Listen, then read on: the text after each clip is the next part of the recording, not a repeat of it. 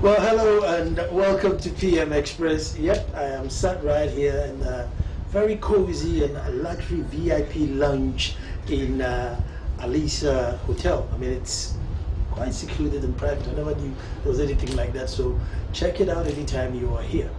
But as you know, it's PM Express, and while you're here, we're talking something current affairs. And what is more current than businesses complaining about times being hard? And indeed, you can't fault them. With all good intentions and with all good purpose, you turn up at work, your big printing press, and there's no energy. Now, the amount of work you have, if you were going to buy diesel or petrol to do that work, you would end up paying whoever it is you're working for. So you're pretty much stuck in terms of you're waiting for the lights to come before you start working. How then do I call you lazy or find the light at the end of the tunnel? Or what do we do? Hope in the midst of crisis. With me today in this cozy VIP lounge is Mr. Raymond Akah, who's CEO for Ishmael and Associate, and he has got some answers for us today. Raymond, you're welcome. Thank you very much, Noah. Very good.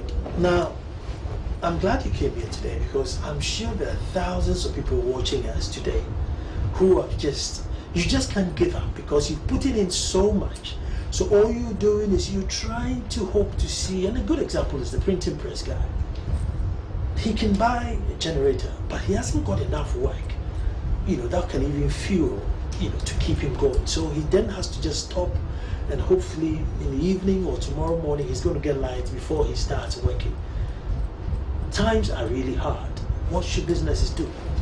Well, you're right, Nana. These are daunting times for businesses who are basically trying to create value for themselves and for their customers. And we cannot belittle the difficulties that many businesses are facing now.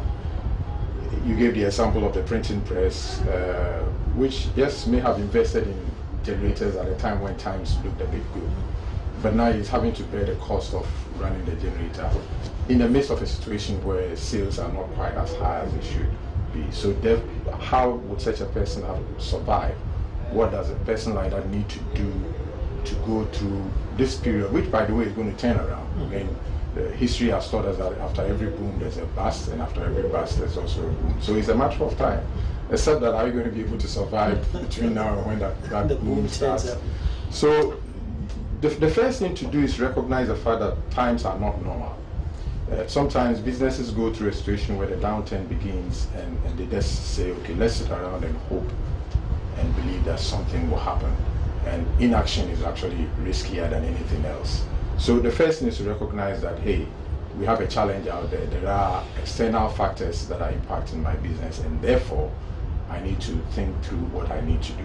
If you take the generator case as an example, we do know that lights do not go off 24 hours a day, 7 days a week. There are periods when power comes off. So you've got to, in a practical sense, make sure that you understand the cycles of your power cuts and then schedule your production within that period. Sounds very easy, sounds very straightforward, except that if you are matching it up with staff that you need to bring on board, if it's going to be a weekend, you need to pay overtime. If raw material cycles are aligned in a certain way, it also, so the planning becomes a bit more complex. But you need to make a decision that because I know power is not going to be around all the time, I'm not going to complain about it, but I'm going to track when power is available and make sure I fit my production times in there. It also means that I need to go out there and try and get more business. At the moment, a lot of again using your example of a printing press, a lot of businesses seem to depend on government procurement. Government is a bigger contractor out there, buying everything left, right, center. Apart from the exercise books that government buys for school children, there are top-ups that happens in between. There are a lot of private schools who buy their own exercise books. There's no reason why you cannot develop your own brand with whether it is cartoon characters or X-Men, whatever, and take them out to these schools and sell them over and above what government will be purchasing. Look for new avenues to sell rather than sticking to the fact I'm waiting for government to do that, and we know that may not happen. So you need to look into that. But you see, I think this particular era, businesses have a very peculiar challenge. There's Bank of Ghana's policy on, the dollarization, and the charges at the port. It looks as if it's on a timer. Sometimes unpredictable. So, you could bring 2 items on 2 different days and the rate will be completely different and higher. And so you have all these things sort of cataloged together. I mean, how do you ride the storm? The thing is, you see, when a situation like this arises, I believe you need to sit down and understand what a crisis is about, what the situation is, and try and separate, as it were, the woods from the trees. Because there are some things that have always been happening in our business environment. Duties at the port have always had their own predictability. We do know that consumer purchasing power have been dwindling for a while. But beyond all of that, we also have things like the currency exchange rate, which has hit us almost on the blind side. It's not due for 6. Yeah, and then we also have some of the infrastructural inefficiencies that we knew were inefficient, but certainly have even started feeling a bit worse. In fact, they have gone worse. And then you need to then say to yourself, now that I have understood the things that are impacting my business, I need to understand exactly what it is that is affecting me because of these external situations.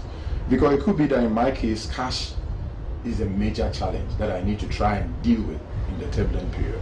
It could also be that in some cases about being efficient, in some cases about making sure that the products or services that you're giving out needs to in itself give more value to the people who are buying from you.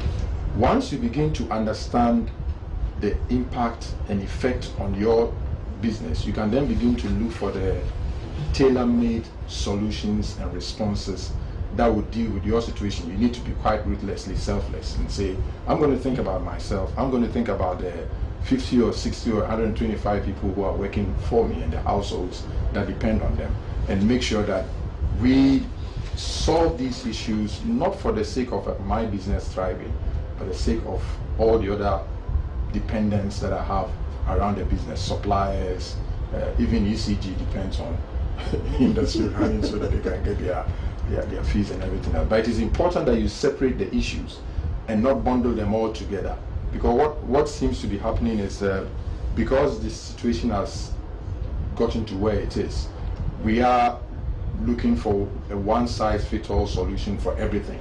But you as a business person, you as an entrepreneur need to sit back and look for those peculiar areas that you are being affected, those peculiar internal strengths that you have that nobody else have, and then use that to solve your peculiar problems. First to survive, and then also prepare yourself to grow once the boom begins. Raymond, see, the first thing that will come to mind is that, listen, let me kick some of these guys out of here so that we can survive the business. Maybe they've been with you for the past 12 years. They are good guys where you could probably go on holiday 3 months and come back and your business is still running.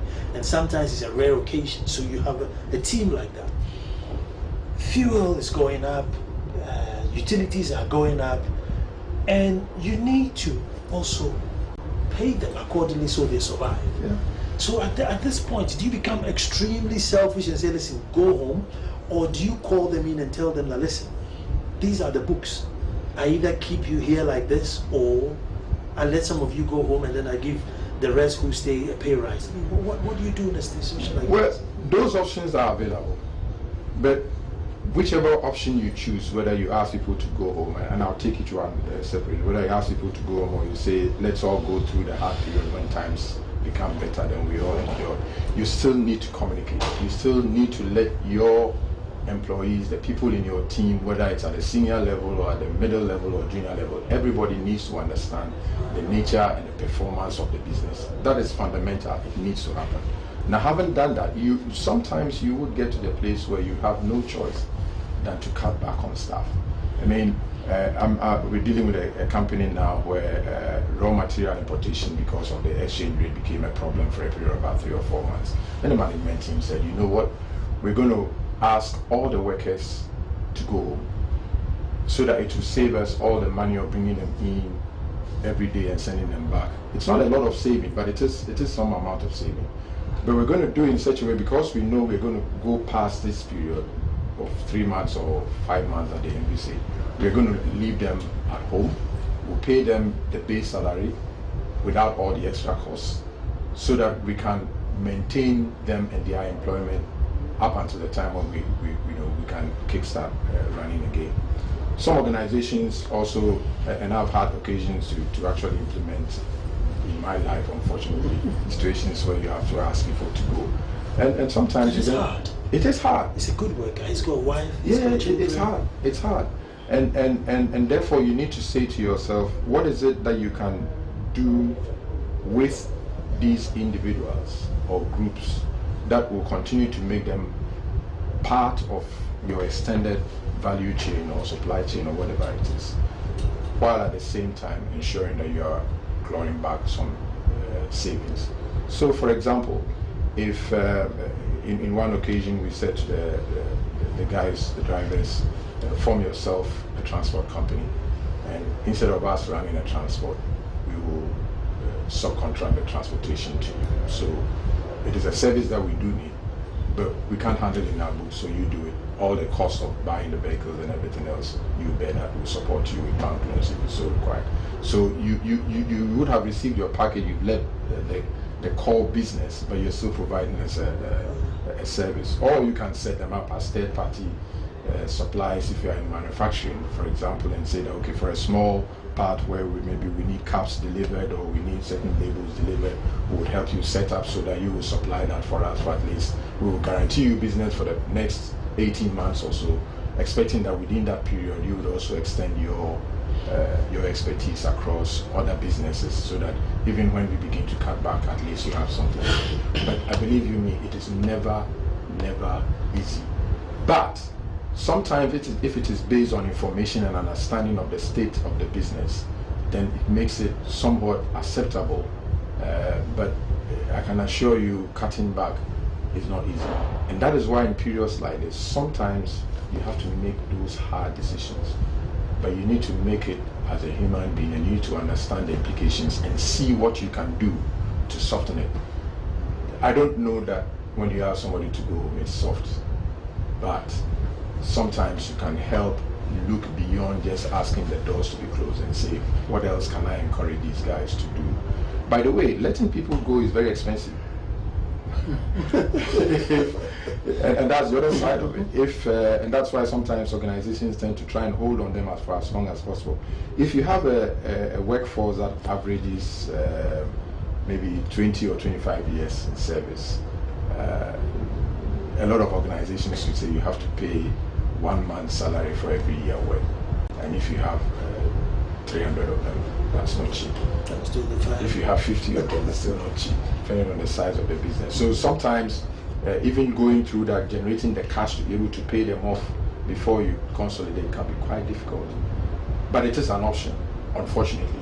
And sometimes, for some organizations, you probably need to do that to save the rest of the organization. The thing is, even when times the boom comes back, finding those expertise again, because the expense of training people, finding whether they're going to be reliable as the same staff, the staff that you're letting go today, what shows that you're going to get them back? Well, they may be employed somewhere else, and the ones that you get may not be this good. I mean, it must be. Which is why, for us, the first step is not to look at cutting back. The first step is to look for what opportunities can I get out of this situation. I give you the example of the exercise book manufacturer. If you talk to how many printers in Ghana, the bulk of them are quite dependent on government procurement, which is the truth of the matter, that they buy more than everybody else. But there are other notches and pockets of people who buy exercise books who don't do that through the government system. And even those who are supplied by government will run out of exercise books. I think if you're a pupil in a school, you probably need 10 exercise books for each of the 10 lessons a term. If you write as big as I do, you probably run out of exercise books the next one you need to buy is out of your own pocket. Can we create a situation where people come and buy ours because we have the catchiest, most well-designed exercise book, so that everybody goes to ShopRite or whatever, and they are looking for that particular type of exercise book? That's another way of looking at it. What about, is exercise book the only thing? What about going into other areas that people might want, other value-adding areas, diaries? I know it means the government is not going to buy that, but you've then got to create something that is an opportunity that nobody else is competing with you on. And if you go onto the bookshelves, many writing materials that are being imported, we can take advantage of that here. So the first thing is not necessarily going and say, let me cut back and everything else, even though it is an option you can explore later. But the first question to ask yourself is there an opportunity in this crisis?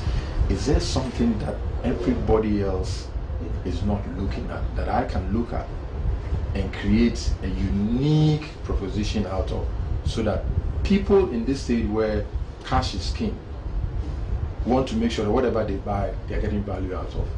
They will choose mine because they know they're getting value. It's not easy, but it needs sitting back to think about it.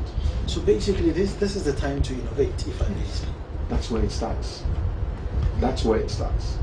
Because innovation means that you are now looking at different ways of doing things from the point of view of your consumer, who would then sign on and say, because what you are doing is valuable, I will spend my money with you. Now, innovation is not only about products that you're giving out to consumers, but even your internal processes. You can decide to change the way you do things in such a way that you get a lot more value to your consumers, not because it's direct to them, but because of what you're doing internally. Let me give you an example. I have an internet connection account in my house, and it broke down, and I called an internet provider and said, fix it. So we have to send somebody physically. I said, can you suspend the account? You have to say to me, go to our office before somebody can suspend it. I said, but what service do you provide? You provide online and real-time service. So why can't you just by a press of a button? I'm not an IT person. I can envisage you pressing a button and my account is suspended. Do I have to drive 2 hours? But they haven't thought of the fact that if they had an internal system that allows them innovatively to respond to these needs real-time online, they'll be giving me value that will make me stick to them. As far as they're concerned, it is more important to safeguard their internal processes than give me value. I'm going to take a break here. When I come back, one of the major headache in today's business world is interest rate. Sometimes 30%. What margin, what markup are you going to add to your business? Indeed. For how long before you go back and pay them and take some home to pay your school fees? Stay tuned, we come back.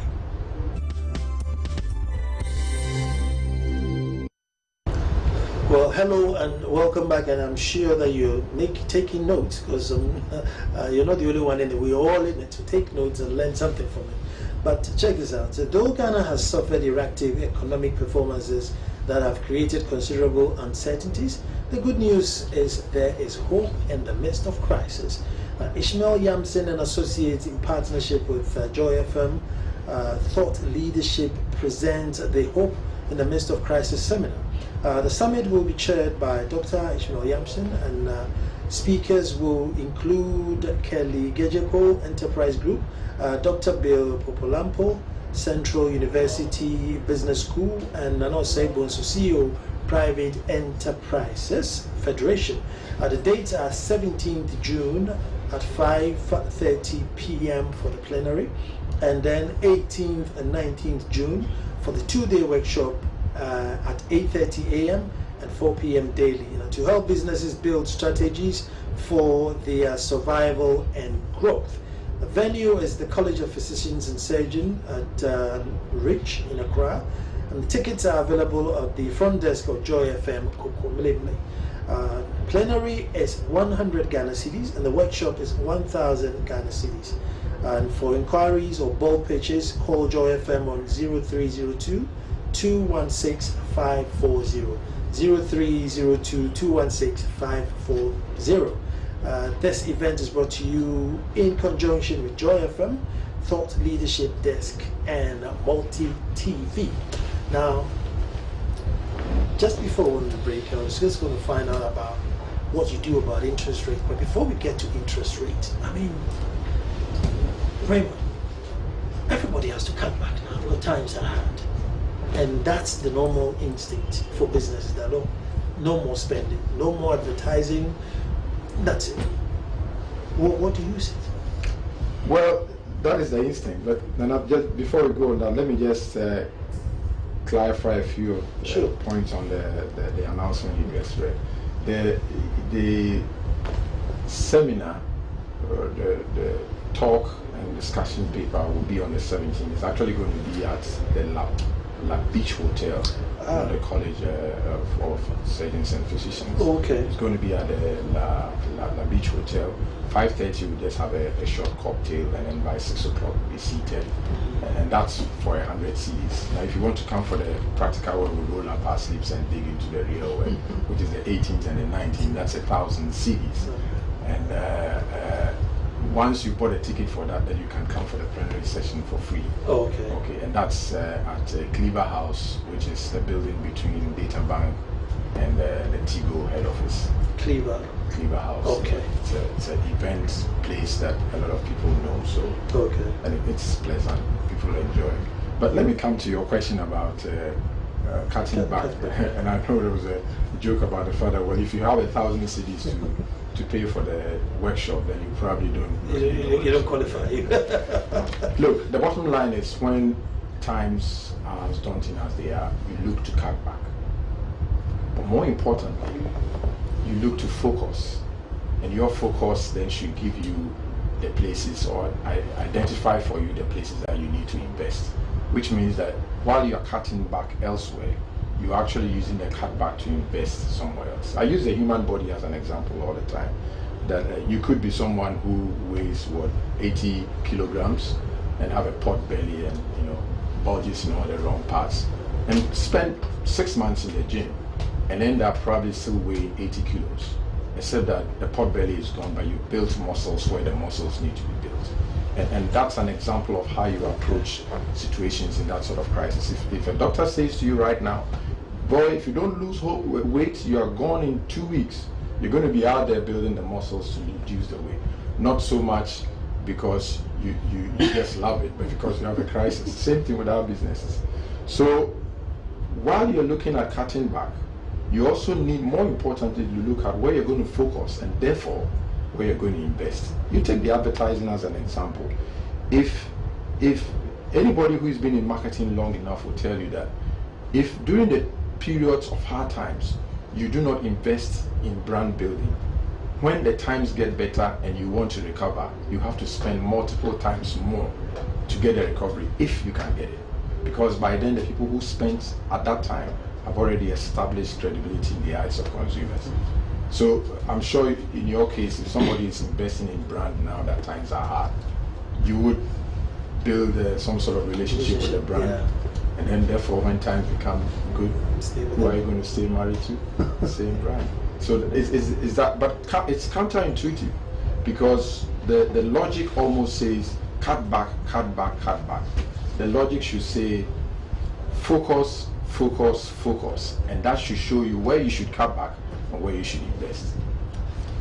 Now we're going to go to my interest question. It's daunting. I mean, some of the interest rate, how do you recoup to pay your interest, to make your margins, and then to plow back into the business to grow? It is something that has become quite a challenge for a lot of businesses who want to look at what they do longer term rather than short term. And this is what I mean. If I come to invest in a factory and I'm looking for investment to buy new equipment or upgrade whatever I need to do, I need a loan that is long term, minimum 10 years, 5 years if you really have to squeeze it, upwards. In a lot of our institutions now, if you do 36 months, if you get anything around 36 months, you've done well. But that by its own nature means that the interest rates and the rate at which we recruit will be so high that unless you're making margins in excess of 60%, there's no way you will survive that. If you're in commerce and it's buy and sell, you probably can, and that is why you have a lot of these microfinances springing up all over the place, charging 6%, which is actually means 72% annually, and people still flock in there and take money because the kind of gambling that within 3 months I would have turned down the money and so on and so forth. But if you have long-term perspective, then you really need to start looking at different ways of funding your operation other than loans, or look at outside the country where I mean the dollar is having its challenges now, but at some point it was easier to look at it, loans from outside. There is equity. If it's a small business, your uncles and your aunties, are they willing to help you out with some cash, which would then make them partners in the business? If you talk to the banks and you don't take it for granted that if I go to a bank I'm going to be charged 30%, but you go with a hard story and say, you know, I'm not here cap in hand, I'm here to give you business, so you better look at me in return. It is possible that you can negotiate lower rates. Many of us go to the banks actually from a position of weakness and say, well, I'm the one in need. If I don't beg on my knees and I don't agree to their charges, then I won't get anything. But the fact of the matter is, banks are there to sell money. If you don't buy their money, you don't buy the cash, you have no wealth. So there has to be some hard discussions. You can always look at partnerships. You can always look at, and the reason you're going for the loan is eventually ends up the fact that you need the cash to run the place. Can you look at creditors who will be willing to work with you? Can you look at exporters bringing raw materials to you who will be willing to give you something? All of that takes off the pressure for the need for that cash, which therefore means you need to go for a loan. There are ways around it. But if you cannot go around it and you have to go for the loan, then you need to think quite carefully how much value you can create with the loan so that it will cover the cost of the financing and while at the same time giving you enough margin. There are companies that have gone for loans, they're sweating, but they are not dying, and they will come out at the end successfully. So it's a matter of focusing and putting your money where it really matters. A partnership, you just said, and it just struck me. You know, we have this culture of it's my business, media, and I think partnership in times like this could be really a good thing. Where I bring 50, you bring 50. Let's just join in. But we need to get into that culture of not thinking that I own it all. It is a major cultural issue in our country. I've had some very strong, powerful businessmen look me in the face and say, I'd rather own it all, even though it's zero, than have 20% of a full cap, because I don't want anybody coming here to tell me what should be done. There is also a mindset of an entrepreneur transitioning from being an entrepreneur into a manager and a leader of a business. Most of our entrepreneurs are great at implementing the ideas and dreaming, and when it takes hold, very difficult for them to let go or transition to become now managers and leaders. And that is where the challenge comes in. So that emotional attachment means that when they disappear, which eventually they would, all that they have built just crumbles because there's no succession planning, there's no professionals handling it, and it just dies away. That was going to be, since let's stress on that a bit, because I looked around and you realize that all the businesses that we were growing up in, we had the big names, Pambros, BA, Tata, Siao, Boku Transport, Wachi Mattress, Kouz Motors, were all just one generation. They didn't seem to carry on. Since we are talking about business, even though it's not directly in line. But there is Mechanical Lloyd. You see, that's when I was doing my little research. I find Mechanical Lloyd, and the others we found were owned by Asian businesses.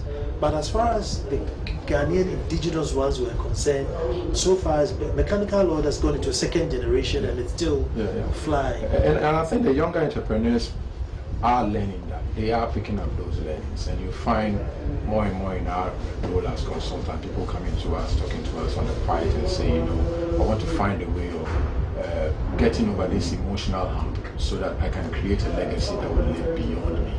And in some cases, some of them are laying the foundations that we believe. Multi-TV is an example. The whole multi-TV group. The way you're set up, surely, beyond the entrepreneur, beyond the founder, this business is going to continue. So there are people who are already doing that, and I think that we need to encourage more and more people to do that. The partnership situation also sometimes scares the entrepreneurs off, because the person who is coming in sometimes understands the practicality of managing a business, and therefore talks over the head of the person you want to go into partnership with. So we'll go for big brain, you know, all this plenty English, and so they get scared of. So I think that when you want to go into partnership, you also need to be able to understand what makes your partner tick and how both of you can work together so that mutually you're creating value. It might not be that he's interested in money, it just means that he's interested in him being in the limelight and people knowing that he's the one in charge. And how do you partner with such a person? You need to understand that.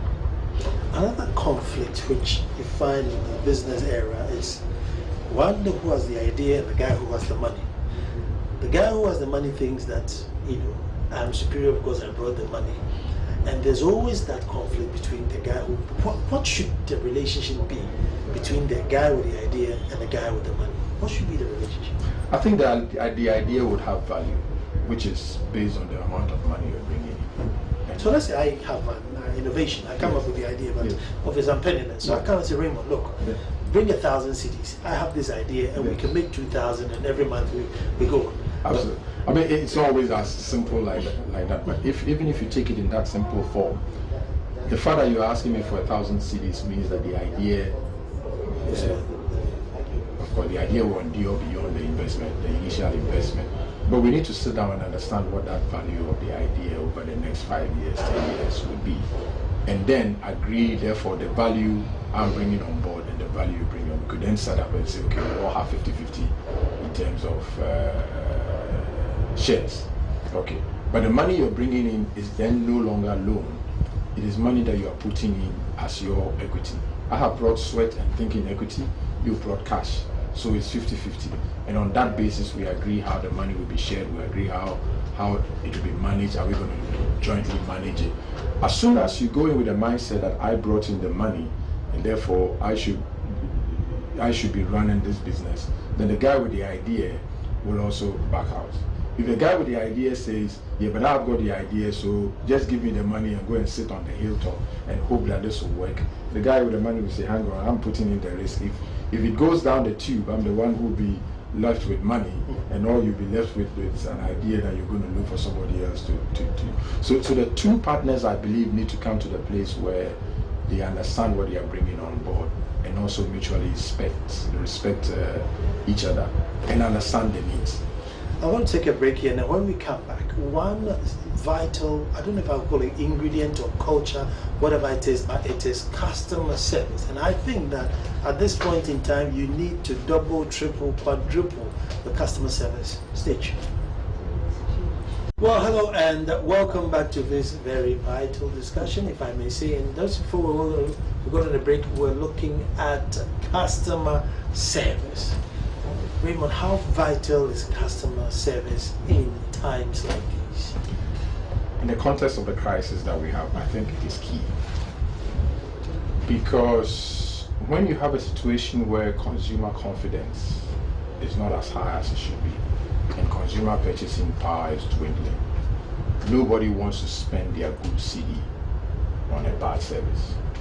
And if people shop around and discover, or you introduce them to a superior service, they are most likely to start spending their money with you. Unfortunately, in periods like this, again, the instinct is, let's cut back on all these things. So we're not going to be very sharp with our customer service. we're not going to get the right kind of people, the right kind of attitude who will represent water us. fountain for them Yeah, to drink. and be the face of our organization. So we rough it out and we put people, inappropriate people, untrained people in areas that we shouldn't. And what we end up doing is we actually destroy the very core of what we are trying to pass on. I can give you various examples, whether you look in the telecoms area, whether you look in the banking sector, even our own relationship with government, you know, the services that you expect, because we are in a crisis, those services are being cut back, and therefore the customer interaction from those services are being lost. And customer service, unfortunately, in Ghana has been a problem even before the crisis came out. Therefore, if you are an entrepreneur, a business person out there, and you focus on that area of innovation and back it up with an excellent customer service, you will be creating something that would attract people and will be unique in many people's lives. Because when we are in this situation, we want to be honored, we want to be treated as kings and queens, not just for the sake of it, but because we want a place that will give us confidence that the service that we are paying for, we're getting that value, if not more.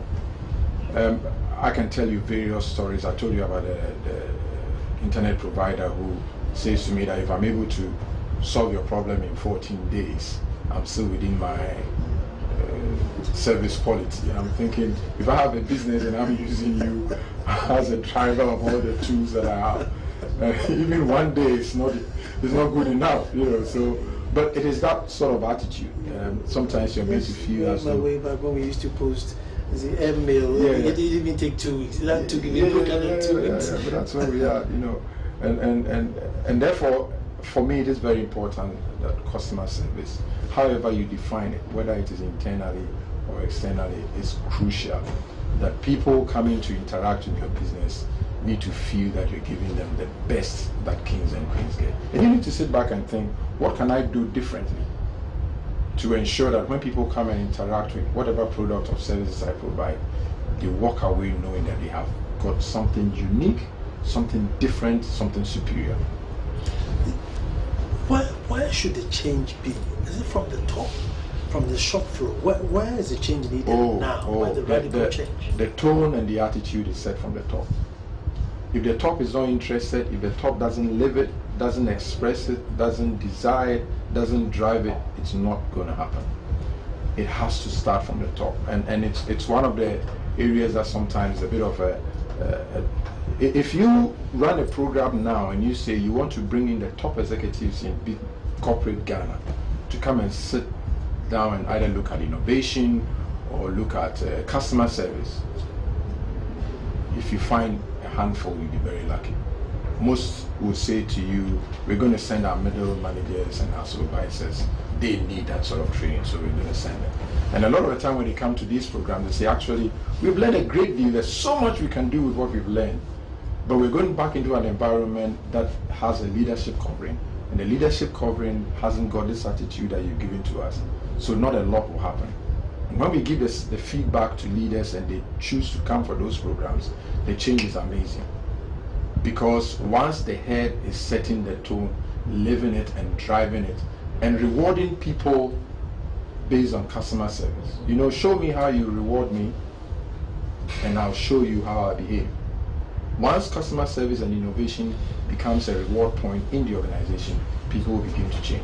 But without leadership, it ain't going to happen. However, even without leadership, if you're in an organization and you know for yourself that you can do something that will bring a spark in customer service and innovation, go ahead and do it, because your life is not eternally tied into the organization. Who knows what you would do that would open a door for you, either for your own business or somewhere else. So it should be something that we all as individuals should wake up every morning and say, I am going to be a symbol and an expression of the best innovation and customer service wherever I am. I worked in an organization where a percentage of your wage was taken back, and every customer you dealt with, they called within 2 days. And then if you hit 75%, you got the money back. If you got 75 and above, you got a percentage more. If you got like 90%, then you got like double whatever it is they took back. So, I mean, when before you sign up with the customers, Mr. Aka, are you sure there's something I should do that I haven't done? Now, why would they behave that way? Because it's time to be a reward. So show me how you measure me and reward me, and I'll show you how I behave. Anything you need that I haven't done. Absolutely. Are you sure? You know, and you made sure that. And what happens to the customer? This customer that you've won over will come the next time and be an evangelist for you and an ambassador for you because he's received something unique. Mm-hmm. Yeah. And sometimes we also make the mistake in thinking, especially in this period of crisis, that because people keep coming back to us with their business, then they must be happy with us. Sometimes customers are captive. They really don't feel there's anywhere else to go. That's why they are still hanging on with you. But as soon as somebody appears over the horizon with something better, they'll be gone in a flash. So basically, it's important to build a relationship rather than sell and go. Because I think you find the most attitude is that, look, let's deal and go. Yeah. If you come tomorrow, you come. But Yeah. it should be that I am aiming that you come again. Yeah, that it should be a repeat, because it's cheaper to have a repeat customer than to keep recruiting new people all the time. But you see, and that therefore, in an environment of such turbulence, businesses need to sit back and look at what they do and how they do it, the what and the how, and say what I am doing must be unique and must be true to my core capabilities, the things that I know how to do best. But number two, the way I do it must be so different and must be so enticing that people will want to work with me. And if there's any phrase that I'd like to leave tonight, is to say, think of what you're doing. Make sure it is the most valuable thing. And look at how you're doing it, and make sure it is the best way to do it, the most unique way to do it. And you have a winning combination of your hand, especially in this period of crisis. Would it matter the size of business, or does it cut across? It doesn't matter the size of the business at all. Small business, big business. I mean, we all got excited, our eyes lit up when we saw this young man with a green and white uniform selling coconut on the side of the road, and everybody was thinking, wow, we will drive out there sometimes 300-400 kilometers across all sort of people selling coconut just to go and buy from him, because suddenly he was doing something that was good. How much turnover was he making? I don't know. Probably not a huge amount in a day. But he was able to create a service and personify a service delivery that people like. The 150 million Ghana cedis business also requires that. In fact, even more so, because he that is down needs fear no fall. If you're doing 150 million and you're losing all your customers, how mighty would that fall be? And sometimes we take it for granted, and it happens just like that. Training of staff. In the cutbacks, training of staff, we can hold them. Or should you still say, look, even though times are hard, I'm still going to train you guys? More so. Remember what I said? I said that this is the period when you need to focus. In your focus, it will tell you what to let go. But more importantly, it will tell you where to invest. And if training and changing of attitudes is crucial in the area that you intend to focus on, then you need to. Some organizations use training as a reward. He's been around, done good work, okay, give him a training program. Some organizations have a long list of training needs, and at the end of the year, we've ticked all the training needs. Thank God, okay, what's next? But training is actually a means to an end. And if it requires the investment, then it has to be. I'm surprised sometimes when organizations say, well, because times are hard, we're going to let go our customer training, service training, innovation training, whatever. What you're doing is you're actually denying yourself investment in the very areas that you need in this time of crisis. What should businesses cut back now? I don't think that you would have cut back anything that doesn't add value. Okay. And you can only determine that by looking into your own organization. Cut back on anything that that can wait. Would you cut back on a Christmas party? Yeah, I would. You would? I would. Would you say, oh, it's where all the staff get excited and everything, so, or would you say no? Look, I'll probably still ask myself the question, okay, how can I keep my staff excited? All right. without necessarily having a party. Then we'll have a conversation around that. What sort of ideas will come to mind? I don't know. Do we go rent the hall and watch a family movie? You know. If you're Sutherland Park, go and run around. Go to a Fiat Sutherland Park, play football. What we really want to do is to excite the family. It doesn't have to be a party. How else can we do it? So there are ways you can do it that will bring excitement around, but will probably not cost you as much. And because you focus on the areas that, if one of the areas is to ensure that, and it should be that your staff have a great sense of belonging, then think about different ways. I mean, staff sometimes come to parties because they have to be there. You're really going to be truthful about it. You'd rather spend your time elsewhere. So, there are different ways. Why should it be Christmas anyway? World Cup is coming. Should you have a mini fun park in your organization and put up a screen and just bring water and Tampico? Sit down and watch football. What would people expect at this at the seminar? Hope in the midst of crisis. Okay. Our thinking was very simple. It said that a lot of debate is going on at the macro level, blame shifting and all of that, and if you like, the two elephants are fighting, and the grass is kind of, and all enterprises are almost at the verge of throwing up their arms and saying, we're waiting for government to do something and the environment to change, and then we'll continue to grow.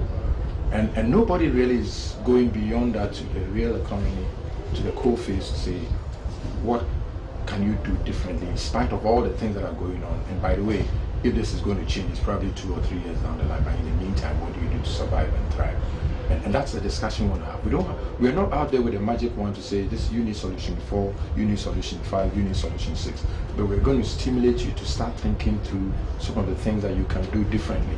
Even if you come as an individual, when you go back into the company, get your team together and say, these are some ideas that came up. How can we implement them here? And get something going that will bring back value. First of all, secure your value and then make it grow.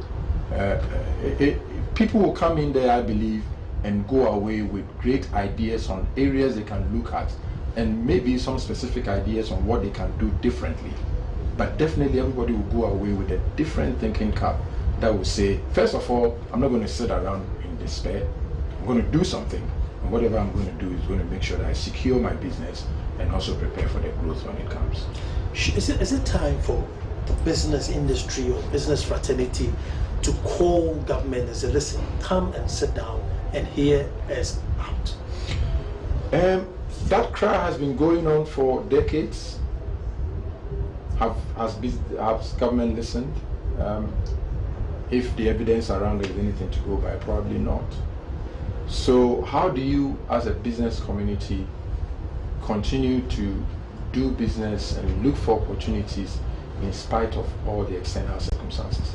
We still need to hold government accountable for creating the environment for us to thrive. It is key, it is important, and most definitely a first thing to do. But we cannot afford at this stage, when that has not happened, to throw our arms up and say, because it hasn't happened, therefore we are not going anywhere. We need to lay hold of this and make it run. Now, the other thing which has always been an issue is the link between academia and industry. And the issue is, who makes the first move? Does the business fraternity call academia and say, listen, these are the areas we need you guys to train people from? As a government that moves, who moves? Because there seems to be so much. Did you say government or did you say industry? I say, there's industry complaining that I'm not getting the right resource from academia. Yeah. And then you have the government, who sort of moderates between academia and industry. Who's because government tries to do too much. That's probably the reason. But the thing is that in the resources that we are training will come into industry to drive industry. So first of all, industry itself needs to know what it is looking for. Academia also needs to understand what industry is looking for. Who starts first? I think both. I think there are some fundamental research work and theories that academia should help us with. But industry also has specific needs in specific areas that it needs to lead the call to academia and say, can you therefore, having developed the fundamental and core theories, ensure that they translate into these practicalities for us to be able to use. Anyway, just before we round up, let's just go through it because the venues are different. So on the 17th June at 5:30 p.m. for the plenary, the venue now is the La Beach Hotel. La Beach Hotel. Yeah. And then And it's 100 CDs for that. it's 100 CDs for that. And then the 18th and the 19th. Yeah, that's a workshop. 8 p.m. to 4 p.m. each day. 8 a.m. to 4 p.m. each day, and it's 1,000 CDs. If you buy a ticket for that, then you can come to the plenary session for free. And that's at the Cleve. There's a Cleaver House. Cleaver House. Yeah, that's between Data Bank, which I'm sure a lot of people know, and Tigo. It's a cozy area in there. You will enjoy it. Well, and that's obviously being organized by Ishmael Yamson and Associates, where Raymond is the CEO. And as you know, this is not the time to cut back. This is the time to focus, channel your spending towards things that will add value to your company. So by all means, start getting your checks out and your cash out. Tell the accountants to release the money and turn up, because you're going to come back with more value, worth more than that 1,000 CDs that they paid. Definitely, yeah. So thank you very much. It's been an interesting It's conversation. been good having a chat with you. And folks, as I said, tomorrow we'll be back to do it all over again. Thanks for watching.